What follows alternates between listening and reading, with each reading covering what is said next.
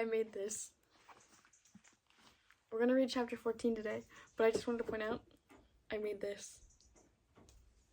It's not done, and I want to, like, add sleeves or something to it, but I like this just, like, barely hanging off the shoulder because it, like, drapes over me. I want to add sleeves. I want to make it longer, but I'm also not sure because I kind of love this. I think I might close this up right here. I'm not sure yet, but I love it the way that it is so far. I feel like a princess. Why does it make me, it makes me feel like a princess. I feel like a princess. Okay, we're going to read chapter 14. Dear Heavenly Father, thank you for today. Thank you for all that you do for us. Please give us the eyes to see, ears to hear, and hearts to receive your word. In Jesus' name. Okay.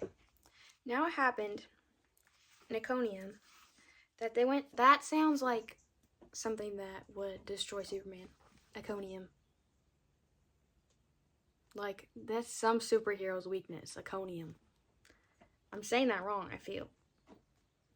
Okay. Now it happened in Iconium that they went together to the synagogue of the Jews, and so spoke that a great multitude, both of the Jews and of the Greeks, believed. But the unbelieving Jews stirred up the Gentiles and poisoned their minds against the brethren. Rude.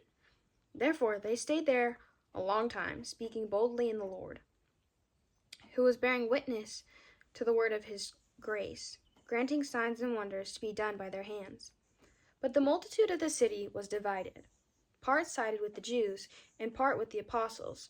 And when a violent attempt was made, both by the Gentiles and the Jews, with their rulers, to abuse and stone them, they became aware of it, and fled to Lystra and Derbe, cities of Lycaonia, and to the surrounding region, and they were preaching the gospel there. And in Lystra, a certain man without strength in his feet was sitting, a cripple from his mother's womb, who had never walked. This man heard Paul speaking.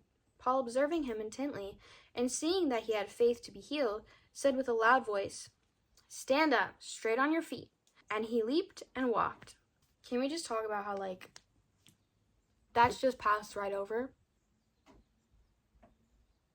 This man leaped and walked, and they just say, yeah, he leaped and walked.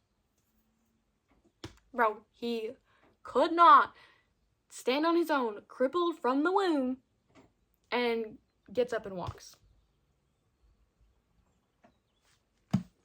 Now when the people saw what Paul had done, they raised their voices, saying in the Lycaonian language, "The gods have come down to us in the likeness of men." And Barnabas they called Zeus, and Paul Hermes, because he was the chief speaker.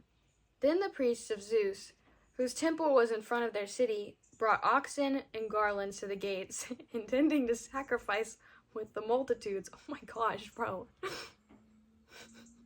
But when the apostles, Barnabas and Paul, heard this, they tore their clothes and ran in among the multitudes, crying out and saying, "Men, why are you doing these things?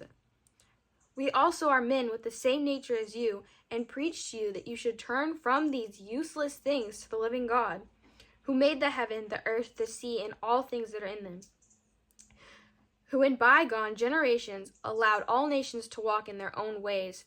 Nevertheless, he did not leave himself without witness. In that he did good, gave us rain from heaven and fruitful seasons, filling our hearts with food and gladness." And with these sayings they could scarcely retain the multitudes from sacrificing to them. I don't think they should be doing that.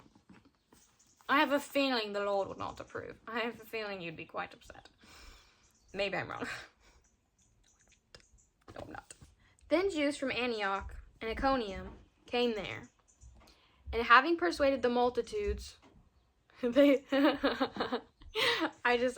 This is the only thing I've highlighted on the page, okay? What I'm about to read. And then I'll tell you what my little note says, okay? This is the only thing I've highlighted on this page.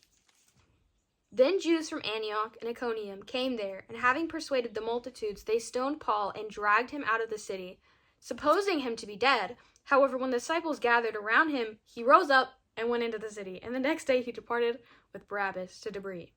And I said, bro said, JK, let's go. Bro, I'm so funny. I crack myself up with it. Continuing on to verse 21. And then when they had preached the gospel to that city and made many disciples, they returned to Lystra, Iconium, and Antioch, strengthening the souls of the disciples, exhorting them to continue in the faith, and saying, "We must, through many tribulations, enter the kingdom of God." So when they had appointed elders in every church and prayed with fasting, they commended them to the Lord in whom they had believed. And after they had passed through Pisidia, they came to, I keep wanting to say Philadelphia every time I see that word. Pamphylia. Now when they had preached the word in Perga, they went down to Italia. From there they had sailed to Antioch, where they had been commended to the grace of God for the work which they had completed. Now when they had come and gathered the church together, they reported all that God had done with them, and that he had opened the door of faith to the Gentiles. So they stayed there a long time with the disciples. And that is the end of chapter 14. I always want to do a British accent at the end. Thank you for being here. I don't know, I'm making that face. Anyway, that's all for today. I love you. Jesus loves you more.